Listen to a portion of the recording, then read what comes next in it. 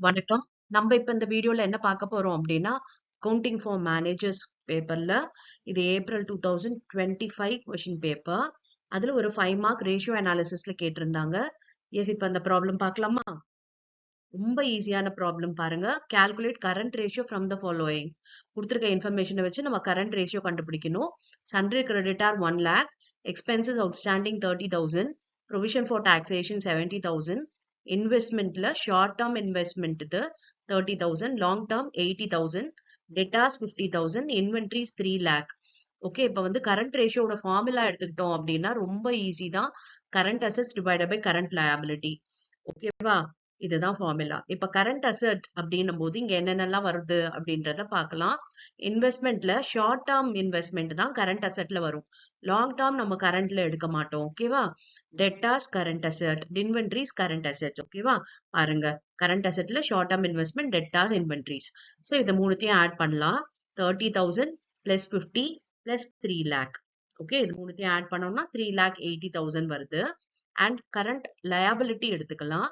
Current லயபிலிட்டில பாத்தீங்கன்னா sundry creditor current liability, expenses outstanding current liability, provision for taxation current liability. அதாவது sometimes ப்ராப்ளம்ல provision for taxation நம்ம current லயபிலிட்டின்னு சொல்ல மாட்டாங்க. அதாவது fund flow ஸ்டேட்மெண்ட்ல எல்லாம் பாத்தீங்கன்னா, ஏன்னா அப்ப வந்து அடிஷனல் இன்ஃபர்மேஷன்ல டாக்ஸேஷன் பத்தி ஏதாவது கொடுத்திருந்தாங்கன்னா நம்ம வந்து அதை கரண்ட் லயபிலிட்டியா எடுக்க மாட்டோம். பட் இது மாதிரி ரேஷியோ ப்ராப்ளம்ல நம்ம வந்து ப்ரொவிஷன் ஃபார் டாக்ஸேஷனை கரண்ட் லயபிலிட்டியா எடுத்துக்கலாம். Okay, yes. அப்ப sundry creditor, expenses outstanding, provision for taxation. இப்ப இது மூணுத்தையும் ஆட் பண்ணலாம். 1,30,000 பிளஸ் 70 மொத்தம் பாத்தீங்கன்னா 2 lakh. ஓகேவா? எஸ். இப்ப கரண்ட் ரேஷியோட ஃபார்முலால சப்ஸ்டியூட் பண்ணலாமா? Okay, current assets 3,80,000 and current liability 2 lakh.